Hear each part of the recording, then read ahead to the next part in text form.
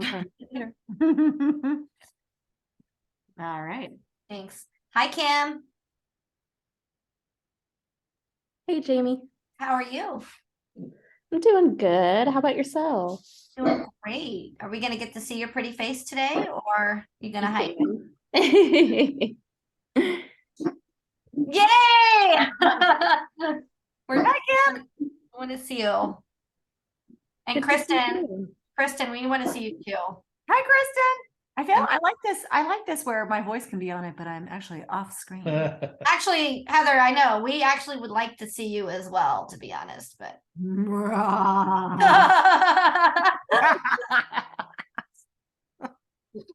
all right. Well, we are not gonna, so we can wait a few more minutes, or we can go ahead and get started. Whatever you guys want. Oh, somebody says the Zoom link isn't working. Uh-oh. The link in the email isn't working. Oh boy. Go on our website. Use that.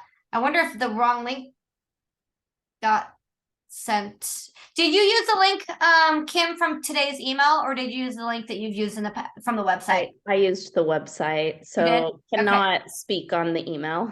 Okay, that's okay. Well, anyway, we got somebody else signing on right now. Here we go. But Jessica. Okay. I got you up in the Hollywood Squares.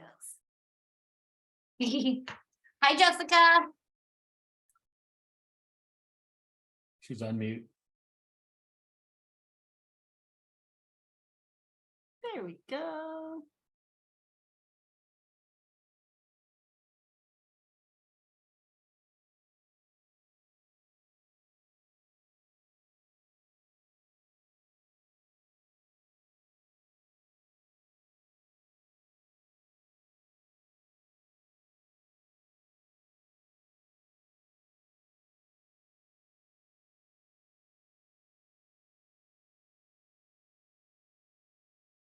Got a Sydney on there. There's Jamie again. There we go. Yeah. For people starting to pop on. Welcome, everybody. We got Sydney. Hi, Sydney. Hello. How are you, rock star? I'm good. How are you? Good. Okay, so Sydney just got finished with her PPL, her instrument, then her commercial, and now she's working on I saw your social media. That's awesome. I was like, oh my God, that's all so fast. Good job. Good Yeah, job. thank you. I just got my CFI, so I got to finish my my multi-engine, my CFII, and my MEI. That's awesome. Cool. That way she can come start working for GLTF, baby. We'd love to have you. Okay, so Jessica, how are you? Can you hear us? She can. Oh, somebody else is trying to get onto the Zoom. Go to our. Sorry, guys. Just I don't know. I think a wrong link was sent out. Our website. Join. There we go.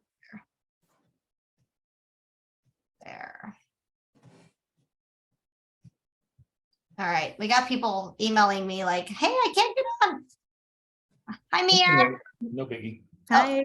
That was just a little quick glimpse. She's like, "Hi, bye." Did anybody else have any trouble signing on? No. Okay. All right. Okay. Well, I'm just getting the last couple people signed in here. And looks like I've got one coming in just a second. So we can wait just a few more minutes, or we can go ahead and get started, whatever you guys want. Whatever. We're Okay. easy. Whichever you like to do, because the recording is going. What's that? The recording's going, and I'm watching the waiting room. So Let's start. All right. So first of all, I want to thank everybody for joining us here at another Girls Have to Fly Zoom. I do believe that most of you have been to our Zooms in the past, because I recognize all of you. And Jessica doesn't have a last name, so I'm not sure which Jessica it is, but if it's your first time, welcome. Thank you all for supporting the Girls Have to Fly nonprofit. Most of you follow us probably. Oh, it's Jessica Fritz. Yay! Okay. I know most of you are, learning to fly or different levels in your aviation, so I'm super proud of all of you. And thank you for being a part of the nonprofit. Appreciate your support with that as well. We try to get more women and girls into aviation. And we've done a really, really good job at doing that. And with your support, it's just growing and it's really, really awesome. So thank you for the support. Today, we have a really special, unique, fun, awesome meeting tonight. And I'm super grateful that we have these two wonderful guests on our show. It's the Dan and Lee show, as we call it. Dan and Lee are the professional pilots with what they do. They are not spies. This is not like anything that they say or do. It's just informational only. But they are excellent pilots. I know Dan. How many years have you been flying, Dan? Got my pilot's license in 1979. Oh my God. Okay, so he's been flying for 43 years, and that I know that because I was born in 1979. That's the only way I was able to calculate that fast. And then Lee, you've been flying for a long time as well, haven't you? About 17 years. Yeah, that's a long time. So both of them experienced pilots and amazing people. I recently just got to know, I've known Lee for a while. I just got to know Dan. We were actually having lunch at an airport once, and I found out that he was, big into his, racing in the past, and that he did formation flying. So I was lucky enough to be able to do some formation flying with Dan. And it was an amazing experience. So that's what kind of motivated me and excited me about doing a Zoom, because even though I know a lot about different things in aviation, I'm like, what do we do again? How do we do this? Do you want me to go slow? Do you want me to go fast? Do we need to talk about this on the ground before we depart? Like, what are the ins and outs of that? So without me talking the rest of the show here, I'm actually going to pass the buck over to Dan and Lee and let them talk about their experience with formation flying and give us tricks and tips and advice and all that good stuff that you recommend. And anybody has any questions this entire time, feel free to jump on, raise your hand, just say hello, and I'm sure they're happy to answer those questions. Absolutely. Yeah, don't wait till the end to ask questions. If you got them going along, Yes. ask them, and we'll try to get them answered as we go. So basically, if you're going to do a formation, we like to have them briefed. The FAA says it has to be briefed. Now, whether it has to be briefed in person or over the phone, technically you could do it over the phone. That's Not right. recommended. We recommend that everybody that's going to be in the flight is at the same co-location, and we talk about it. We go over frequencies and emergency procedures and everything that we plan to accomplish during the flight. And then equally as important to that is the debrief after the flight. Did we fly what we said we were going to fly?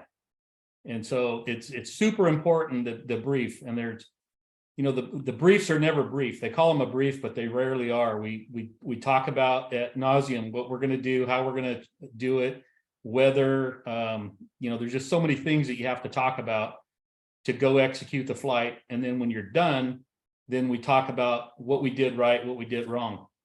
There's never a perfect formation flight. There's always something to be corrected. We did something a little bit wrong. It's just one of those things. You can never be perfect. Even the Blue Angels and the Thunderbirds, they're the same way. I mean, I had my check pilot for my ICAS card was a guy that was a lead for the Snowbirds for 2 seasons. And he said the same thing. He says, it's just amazing what you guys have done on our own nickels, not having the government support us. So, we've been doing this for a long time. I've been formation flying for 14 years, and I've flown with the West Coast Ravens. That's a local group. We do a lot of missing man formations. We go down to the Federal Cemetery in Dixon. Probably at least once a month, we'll have a missing man formation to do for some military person that's passed on. And we just do it, partly for our practice and partly for the people.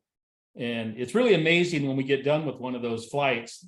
Sometimes we're invited to the ceremony after the fact, and the thanks that we get from the people, especially the family members, it's incredible. It's really, really a good thing to do. So with that, the FAA says a formation flight has to be briefed. So when we do that brief, I mean, the FAA says a flight is a group of airplanes that are led by a leader. And a bunch of airplanes, like when we go to lunch, a lot of times there's just a whole bunch of us will get together and go, hey, let's all go to lunch. And we go to lunch. That's not a formation, that's a gaggle. So once we talk about what we're going to do and how we're going to do it and brief it, then we can go fly it. Then that's a formation. Two airplanes together under the lead of the flight lead, according to the FAA. The lead is responsible for all radio communications. He's responsible for getting the flight together, getting the flight separated and on the ground. So the only person that talks to the tower or to air traffic control is the leader. The rest of us have figured out how to communicate with either movements of the airplane or hand signals. And we always say a quiet flight is a good flight. If we have to get on the radio and say something, we didn't do something right.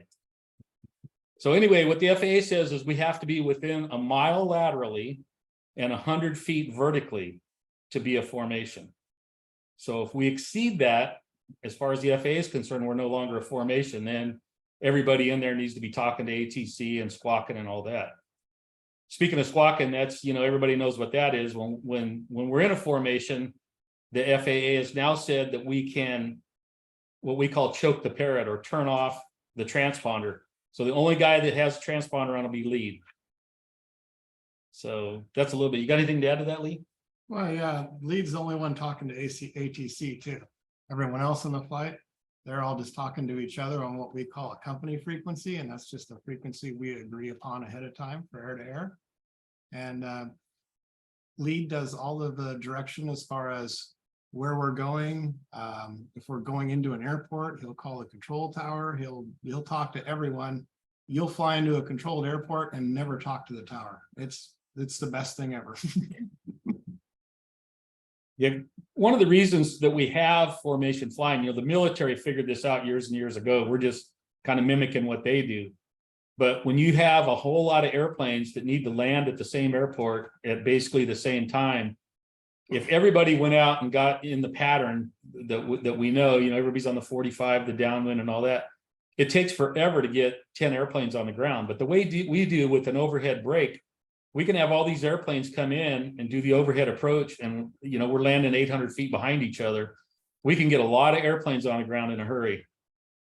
So, there's been a lot of really large formations that I've participated in, and one we did at the Kansas City Chiefs Oakland Raiders game back in Kansas City, and there was 48 airplanes in the air. We were trying for a Guinness Book of Records 50, but we didn't quite make it. But anyway, we had 50 airplanes departed and 48 and plus the photo ship 49. And you get them out off the ground in 10 minutes and back on the ground in about 15. So it's pretty amazing. You want to walk through a typical formation flight, starting with showing up for the briefing and then the section takeoffs and maneuvers that we do? Sure. All right. Well, the first thing we do is show up for a briefing, and we try to be on time. Doesn't always happen, but we do try. Something to note when you are formation flying is if you do make a mistake, you might end up with a call sign. So you got to be a little careful about what mistakes you make. And anyway, we go through the briefing. The briefing talks about what maneuvers we're going to be doing, what safety issues we might have, whether it's ceiling visibility or if there's no nearby airports to land at. And then once we take off, we get in the airplanes, we start them up. We start them up on a hand signal, usually from lead, and we'll taxi out in formation, either single file or a staggered taxi. And like I said, this is all done on a company frequency. Lead's the only one who has the airport frequency. And we do our run-ups on our own.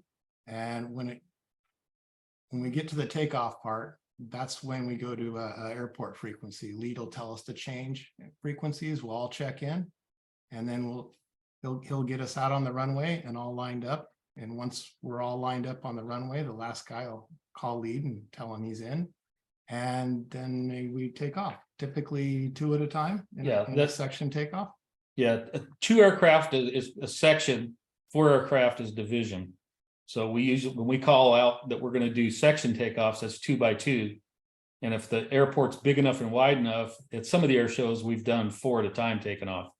But typically it's 2 by 2 section takeoff. And the section takeoff, if two airplanes are taken off together, they're pretty much wingtip to wingtip. The second airplane could be back maybe 4 feet at the most. And you take off together. It's a real slow takeoff. The throttle advances real slow. And the second pilot is mostly looking at lead, but occasionally down the runway to keep the airplane straight, and just flies right off of lead's wing. And for most of the flight, that's all the second plane sees is lead's wing, and just flies off of that wing. Once we depart the airport, we'll do a section rejoin. So the first 2 airplanes take off together and they'll circle the airport. The second 2 has a deputy lead, and then number 4 is usually behind him. And they'll do a rejoin in this circle. Can you circling the explain airport. what a rejoin is? So rejoin is how we get the airplanes together when they're in the air or taken off. And it's the lead airplane has a 30-degree bank and circles, and the rejoining airplanes get on a 45-degree line at the same altitude, and they work their way up that line till they're in position. So the way that works is its geometry is the lead 2 aircraft are on a wider arc than the following 2. So the section comes in, and I got some little props here we can show you. So the section, the lead's out here in the lead. Can you see that all right? Too close? Whatever. Yeah.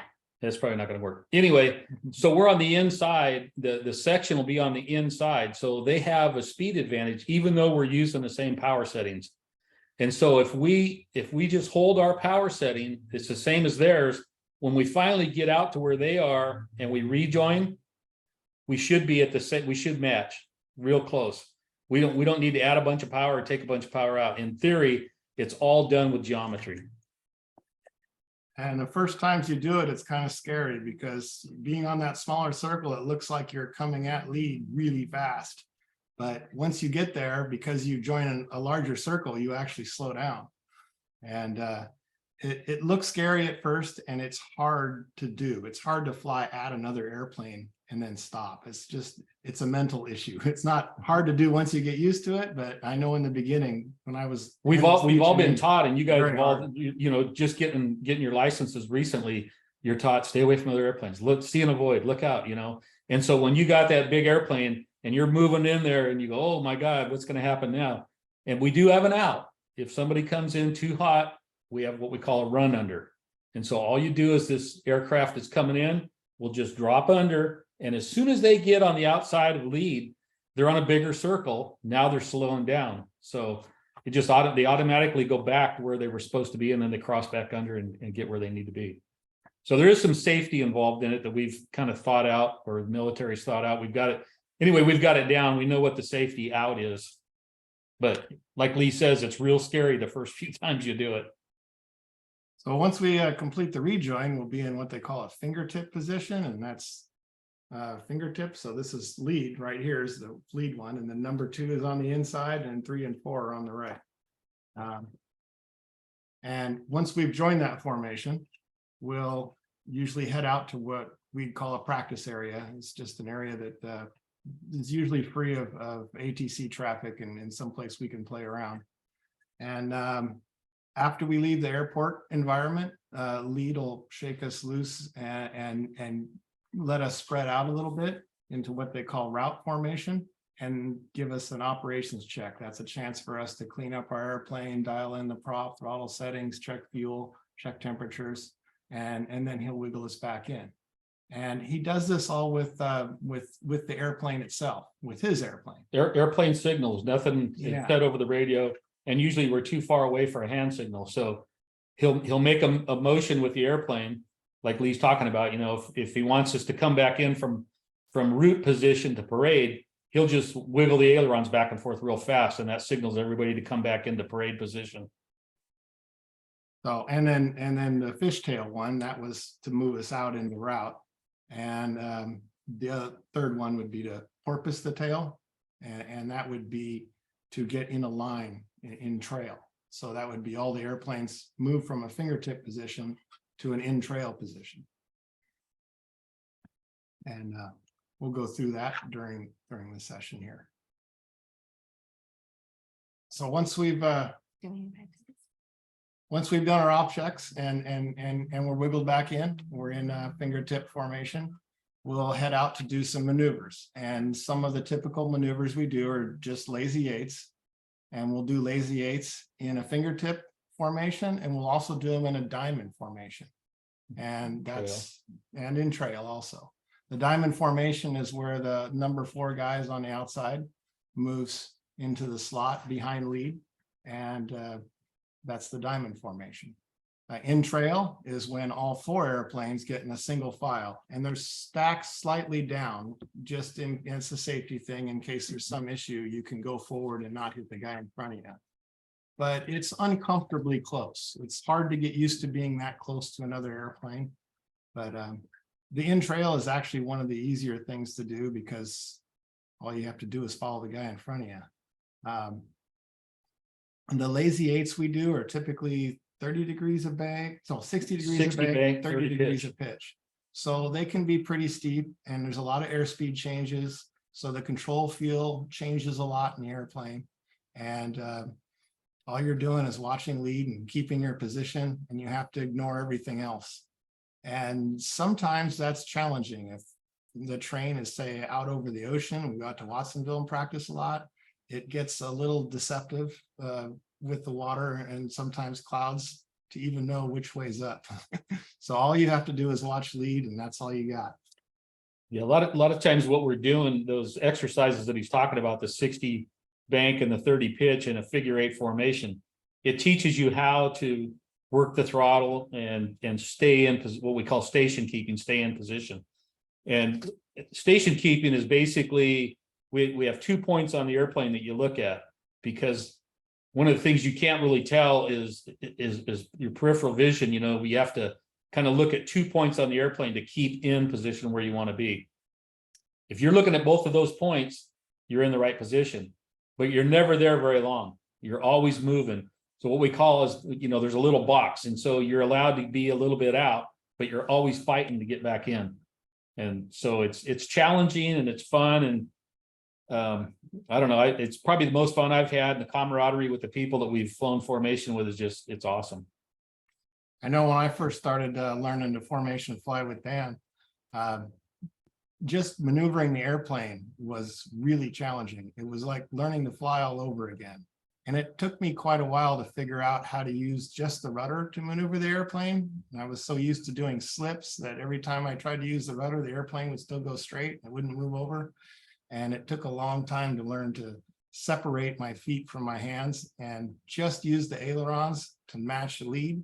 Because if your wing doesn't match lead's wing, your airplane's not going to go in the same place. And you stop using the ailerons for any maneuvering at all and just use the rudder. And it was hard to learn that. And I think the first, I don't know, 10 or so hours of formation flying was just a battle just to learn that part. After that, it got a lot easier. Yeah, a lot of people wind up flying in a slip because it's just a natural thing that you're getting too close to this guy. You want to get away. So like if you're on the left side of the airplane, you're going to be pushing left rudder, and next thing you know, the guy's behind you, he's looking at the airplane, he goes, dude, you're slipping. And then when he stops slipping, he's accelerating. So now he's acute, and you go, hey, you're acute. Then he has to pull the power. Now you're sucked, you know, and it's really hard at first. Once you get comfortable with it and you can get the airplane trimmed, it makes things a lot easier. So we'll do several of these maneuvers. We'll do lazy eights, like I said, in fingertip, in trail, in diamond.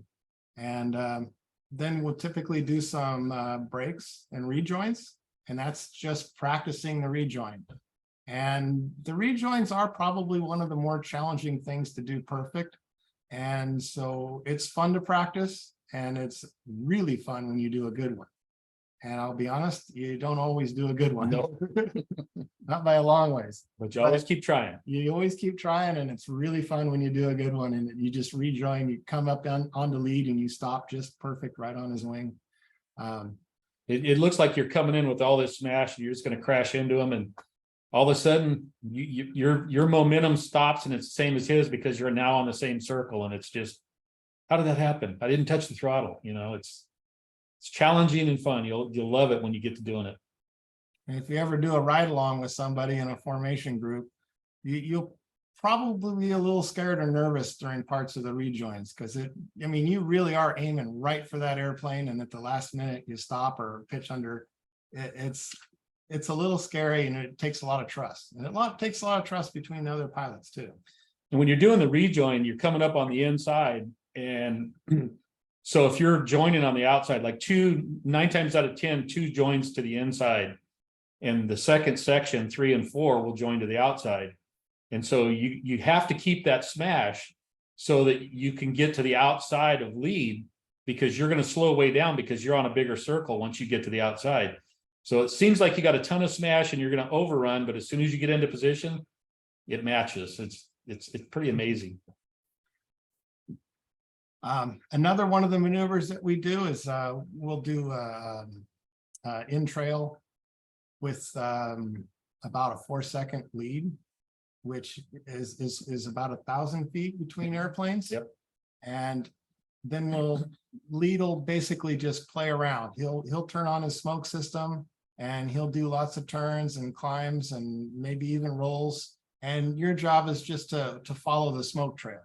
And you will use those turns, either turn a little wider or a little bit closer in order to keep your distance at that 1,000 feet. And one of the funner things that lead will do is just fly a circle, and all 4 airplanes should be at the 4 points of the circle. And it's fun to, you know, look out the window and see the other airplanes and see who's not in the right spot and who is. See, all of these things we do involve geometry. And so what we're trying to do, these practice sessions that we do, it's to get us comfortable with it. I mean, once you get a card and you get to go do air shows, you know, they want you to be pretty good at it. They don't want sloppy air show performers, right? So that's a fun thing to do. And it also makes it fun for everybody because, like Lee says, you know, the lead will be up doing rolls and loops and whatever, and you just follow, you just do whatever they do. So it's a ton of fun. And then the other thing that we do is we do an echelon turn.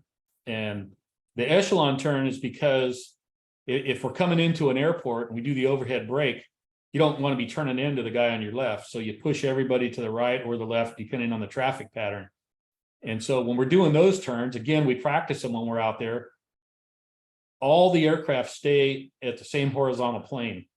What is an echelon turn? You want to explain that? Yeah, echelon turn is when all 4 or 3 or however many aircraft are there is turning normally to the left. And, you know, if you're strong left, which means all of your aircraft that are flying off lead are on the right-hand side, then we would turn left. If they're on the left-hand side, we would turn right.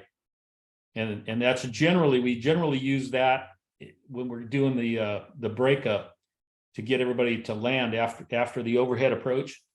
So we have 2-second intervals, and there's hand signals for that as well. So when we're all on the downwind in an echelon position, lead will give us a twirl of his finger like this, and he'll say either 2 or 3, however many seconds he wants between us to land.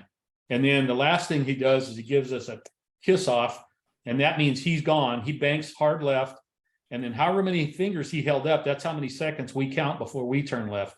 And that gives us our spacing to land. What else? And well, sometimes after they do the break in the pattern, the airplanes will do an overhead break. They'll come down the runway one at a time, and then they'll do a go around. They'll do a rejoin, and then they'll come out and land 2 by 2. So they'll land in formation, kind of like they were taken off. And that's part of the maneuver also. Yeah, that's part of our check ride routine. Anybody that's trying to get a card to fly in air shows, our check ride routine, and it covers all the elements that we just talked about. You know, you do the echelon turn, you do the rejoins right and left, you do close trail, and then once you go through all those maneuvers, then we do a lead change. So the deputy lead from the section, he becomes 1, his wingman becomes 2, and then number 1 becomes 3. Now he's deputy lead, and number 4 is his wingman. So we do that halfway through the check ride.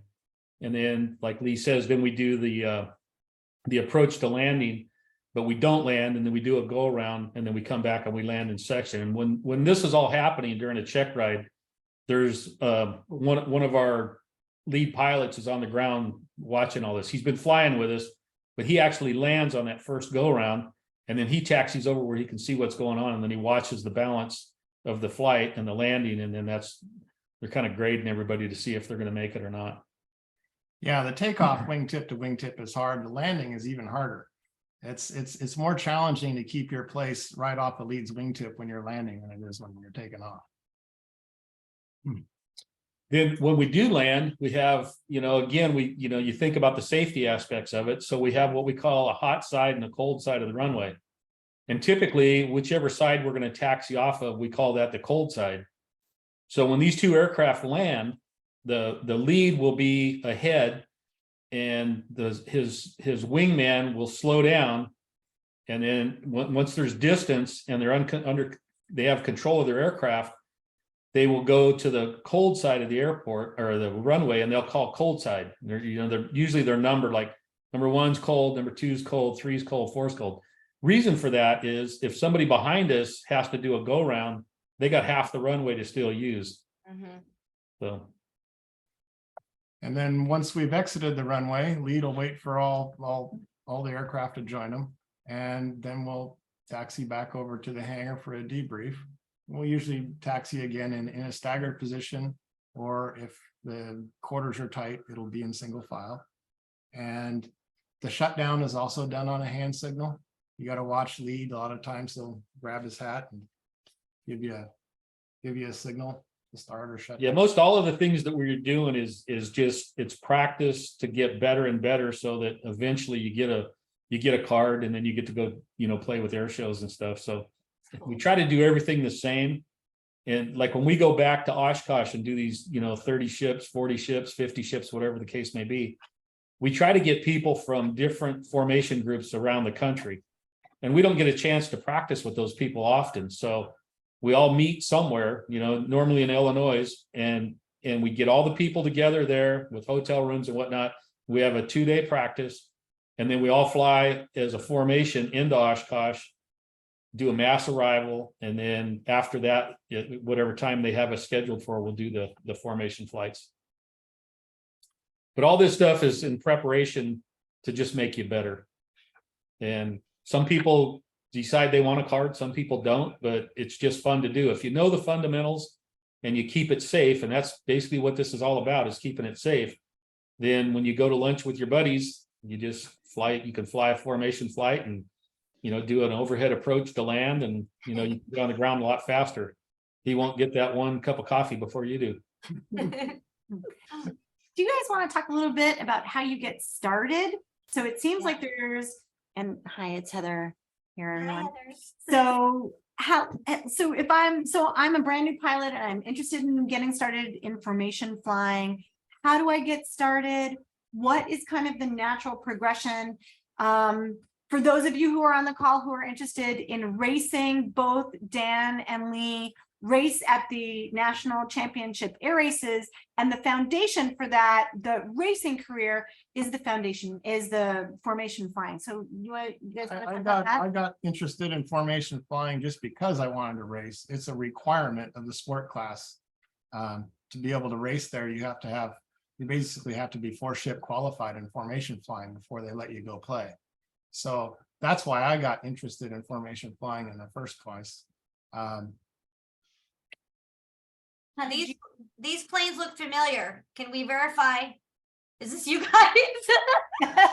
Actually, that one photo, this is Lee in the bottom left photo, and I had a feeling. and then the other photo is just it's there just to demonstrate that while we're racing, formation flying is super important. That's how close we were going around the pylons. Wow. So, and I did beat that guy, and he has a 6-cylinder. No, just That is true. You did beat him, and he did have a 6-cylinder. Doesn't surprise me. He promptly sold the airplane that year. Sorry, Heather, your question. Or No, comment? I was just gonna say, oh, me, Heather, is there another Heather on there? No. No, No. you're the Heather. You're the So one. and only. the question was, how do you get started in Yeah, formation yeah. flying? And so Lee was answering, that's how and why he got started. Yeah, and there's a couple of different organizations that help with formation flying. One is FFI, and that's what we're members of. Another one called FAST, and that's more for the warbirds. I don't know if there's any organizations for people flying Cessnas and Pipers, but there are some groups that do that in preparation for mass arrivals at Oshkosh. Yeah, and a lot of those are dealing with the FFI. We originally had all of us used this same book. It was I don't know if you can see that or not, but anyway, yeah, it's blurry. Anyway, it's a T-34 manual, and so that's what everybody used. But the T-34 has retractable gear, it has oxygen system, it has hydraulic systems, it has a lot of things that we didn't have in our aircraft. And so we kind of came up with our own. It was kind of a long process, but FFI is now accredited through FFA, and they're, you know, FFA says, yeah, they're golden. You know, if we use that training syllabus, then we're good.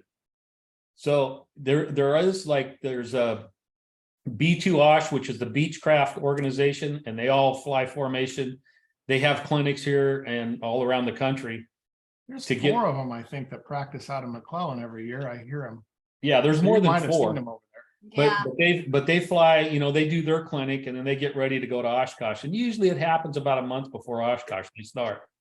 The Cessna group does it, the Moonies do it. So there's a bunch of different ways to do it. The one thing that we really emphasize is the aircraft should be like aircraft.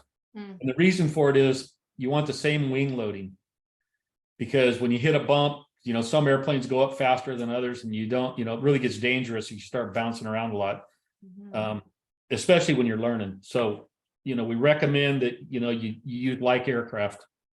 I don't recommend Cessnas. They're really hard. I mean, you can do it and we've done it, but it's super hard because in order to be able to see what's going on, you're leaning way forward and looking out the window.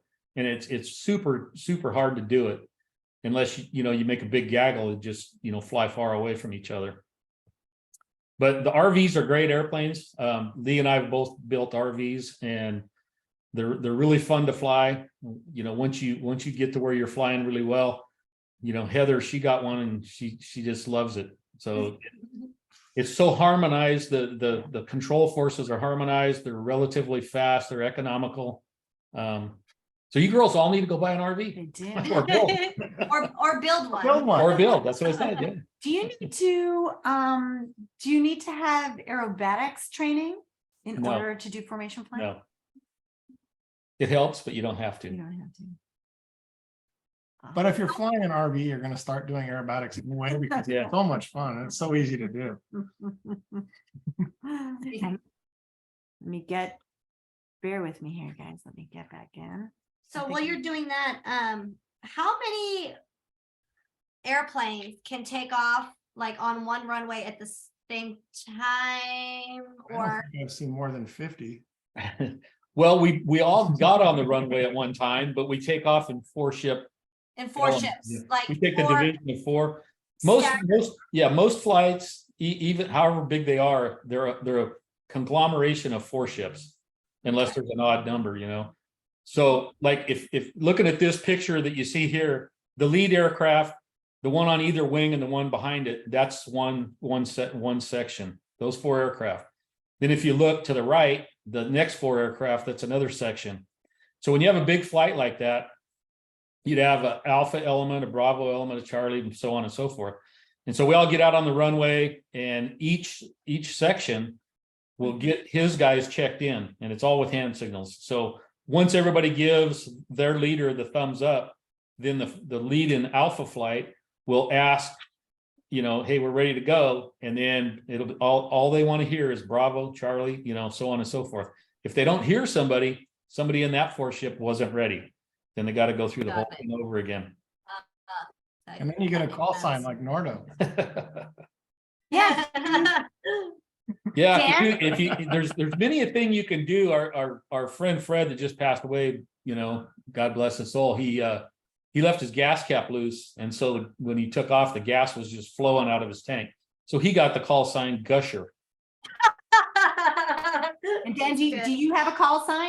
My call sign is Nordo because my radio skills weren't that good when I started, I guess. But Lee almost got a call sign, but I really didn't like it, so I didn't let it stick. But one of the gals that flies with our formation team, she got a call sign of Cougar, and I'll let you guys guess how that happened. And she and her formation flying husband will also be participating in the West Coast Formation Clinic. Clinic that happens once a year. It's happening this year in Madeira and every year, I believe, in Madeira.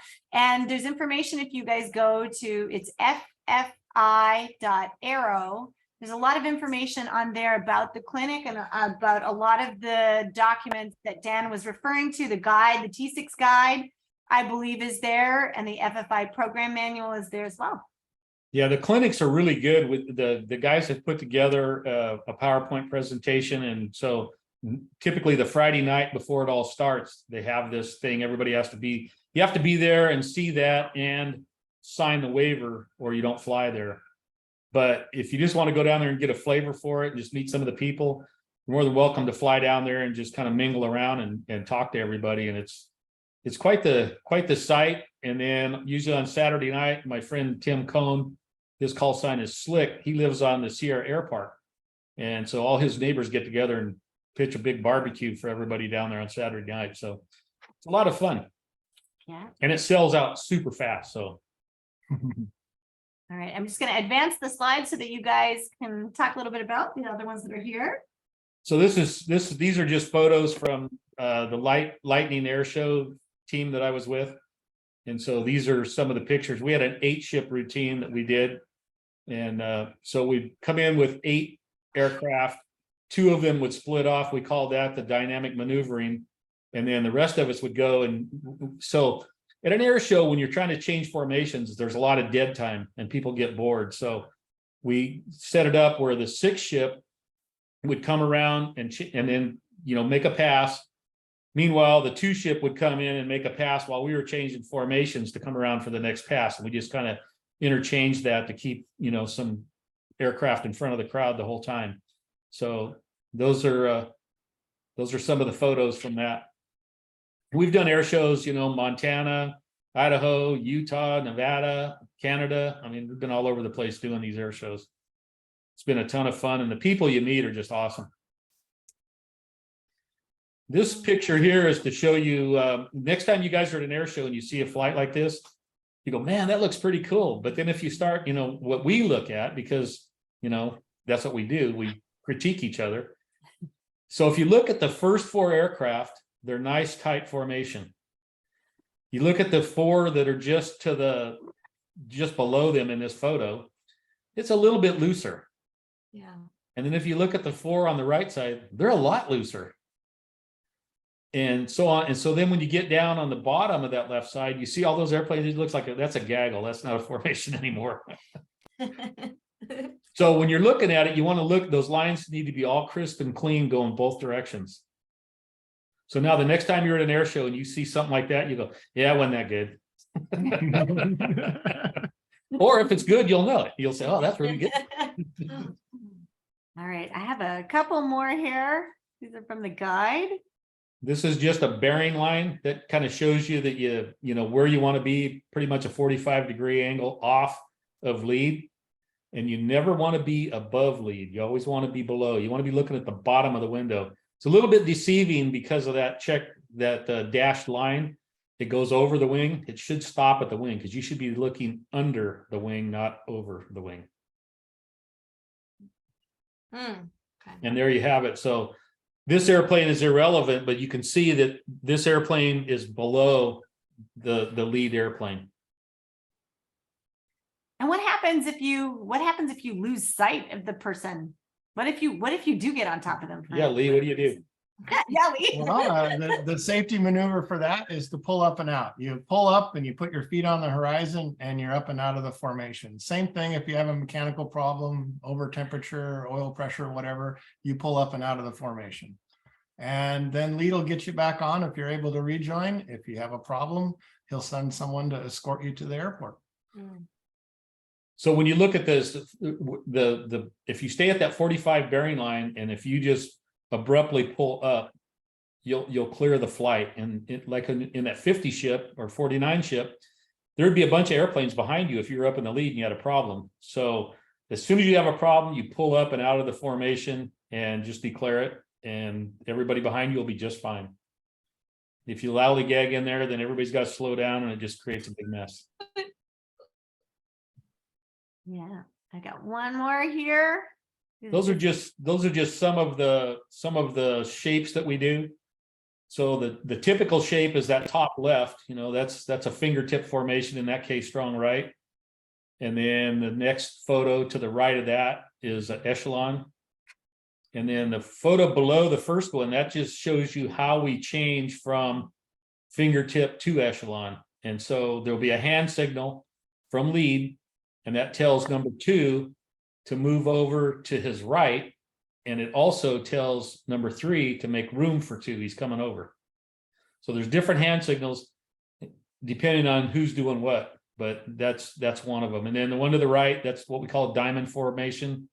In that case, from the fingertip, they would just give a thumb to the rear sign, and number 4 would go to the slot. And the bottom one is obviously trail. So those are some of the formations that we do. I could go on and give you another 3 or 4 pages of different ones we've done, depending on how many airplanes. But typically, when we're learning, 4 ships is the maximum we do. So. And there's a lot of information on the FFI website. If you want to download their manual and read it, you could become an expert overnight. And if you are going to do formation flying, I would highly recommend starting there and read through that manual and get with someone who's experienced and has an aircraft that matches your type, and they'll teach you. And that's how it's done. There's everyone who does formation flying had to learn from somebody else, and they know it's their job to pass it on. So don't be afraid to ask someone. Yeah, we love sharing it. So if you want to do it, just ask someone. Yeah, and that's why we asked you guys to be on here, because there's a lot of people that are all talking about, hey, do you want to formation fly? I'm actually one of them. I've had 3 or 4 pilots in my time of flying ask me, hey, do you want a formation flight? And I know one rule. It's talk about it prior to, going, like on the ground or on the radio. That's literally all I knew. And there was a couple unsafe situations that I got myself in with formation flying, because I thought that that's all it was, is, hey, we're going to formation fly. I'm going to be on your right. You're going to be on the left. Let's go.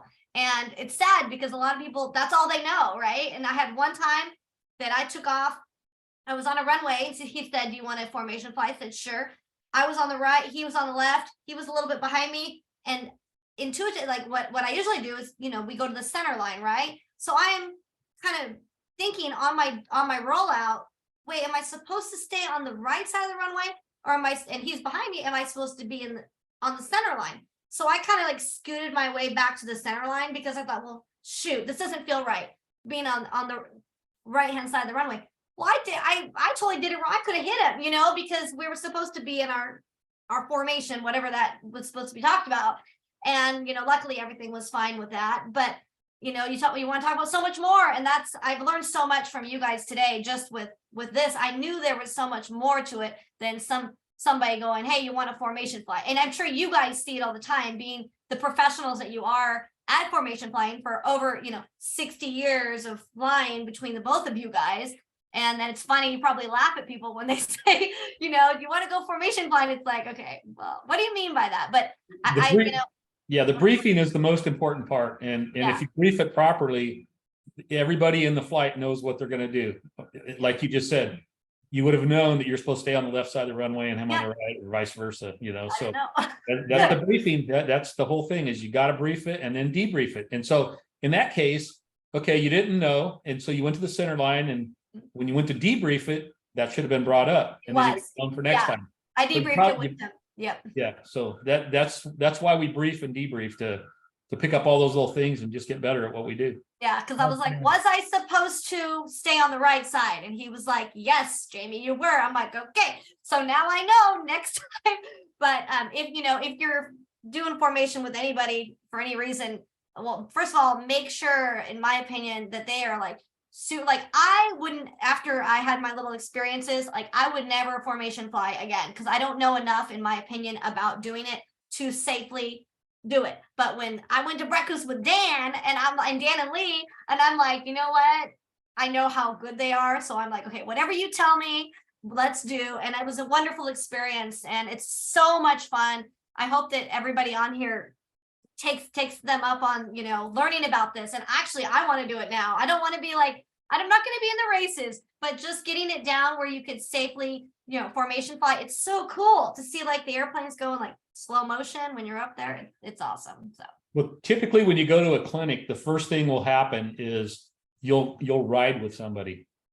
And they don't even want you to be there unless you got like 50 hours in your airplane so that you can get to the throttle, the prop, you know, whatever it is you want to do, the trim. You should be able to do it without looking.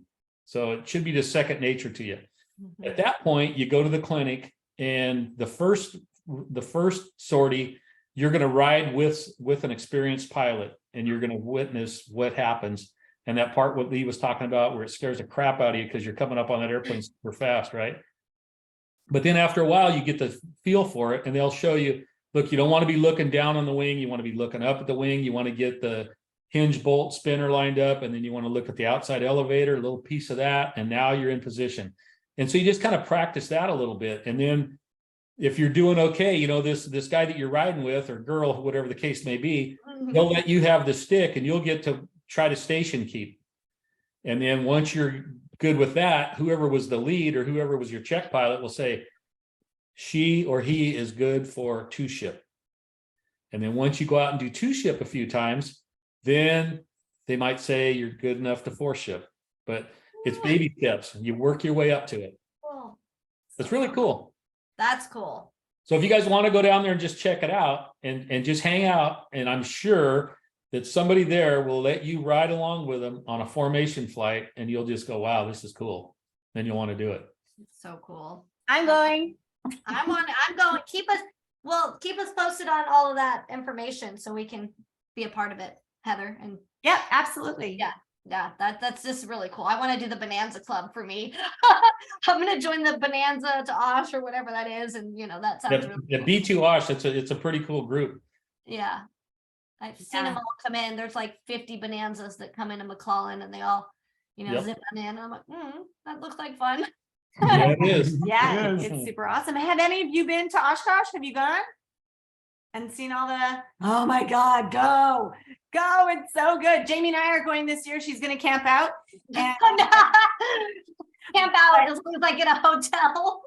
it's really incredible. And insofar as formation flying, they had is everyone familiar with RVs, Vans RVs? They're experimental aircraft. It was they had a huge anniversary, what was it, 50th anniversary this past year at Oshkosh, and they did a 50-ship of RVs, and it was truly incredible. And it's exactly as Dan says, when you can kind of deconstruct what that formation looks like into those 4 ships, it's really cool. It's all of a sudden you look at it and you can see 4 at a time. And so it's amazing. And it becomes just as when you deconstruct anything, you put it into these smaller pieces and it becomes a lot more accessible than it looked like from just sitting on the ground looking at 50 airplanes all together. One of the things we've done at Oshkosh is for the 30th anniversary of the RV6, we made a 3-0 out of a formation. So there was some of the aircraft who were in formation, but there was a big 3 and a big 0. And then for the RV4's 40th, we did a big 4 and a big 0. And then this year, the 50th anniversary of Van's aircraft, they did a 5 and a 0. So it's really cool to see all that. And it takes practice because, you know, you go back to Illinois and practice with a bunch of people that you don't normally practice with, but we all use the same book. So in theory, we should all be able to get together and do this and not have any hiccups. Mhm. And it's worked out pretty well for the most part. Any questions? Looks so fun. Thank you guys so much for sharing. You're You're welcome. welcome. I think one of the best things you said, and it just kind of, I just was like, oh, that's so good. You know, you guys being experienced as you are, flying, you know, all these years, so many years. You know, you said at the beginning, you know, you're always learning and you're always trying to get better, and no formation flight is perfect or something. You said that at the beginning. That's right. And, you know, that's what keeps people safe, right? There's so many, you know, ego and machos out there. There is, we see it, we hear it, you know, all the time. And it's just great to hear, you know, people, you came in here, you guys are just super sweet souls here sharing the wonderful experiences that you've had with your racing and formation flying, and saying, you're in here saying, we're trying to get better. Every flight that you do, you debrief and go, how could we get better? And I think that is so amazing. And I wish that all pilots thought that way, because unfortunately they don't. But I've been the kind of one that I always like, I'll beat myself up over anything in aviation. You know, it'll be not even my fault. The cloud will be bumpy and I'll be like, oh my gosh, what did I do wrong? You know, and it's cool to hear after all those years, and inspire everybody here to continue to, I don't want to say beat yourself up, but continue to find ways to make yourself, you know, a better pilot. Strive to be better. Yeah, always, you always strive to be better. So that was really cool. Thank you. Awesome.